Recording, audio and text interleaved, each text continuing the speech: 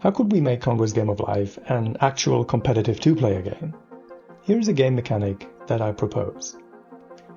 Individual patterns charge a shared space according to the current state. One pattern has a positive charge, the other is negative, and should they meet, we calculate the net charge to determine who owns a certain cell. Let me show you what I mean by that. Firstly, we take an individual configuration of Game of Life, in this example on the 16x16 torus, and project it onto the top plane. The cells on the bottom plane are now charged up according to the pattern's current state. With every step that we evolve the pattern, according to B3S23 rules for example, the bottom plane cells receive additional charge.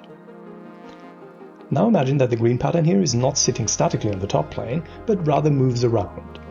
It will end up leaving a trail of charged cells in its wake. We can even sum up the accumulated charge in every cell of the bottom plane to determine that pattern's score. What happens then if the two patterns meet? Well, by virtue of them having opposite charges, we can simply calculate the net charge of a cell and determine to which pattern it belongs. That, in a nutshell, is how the Adversarial Conway algorithm works.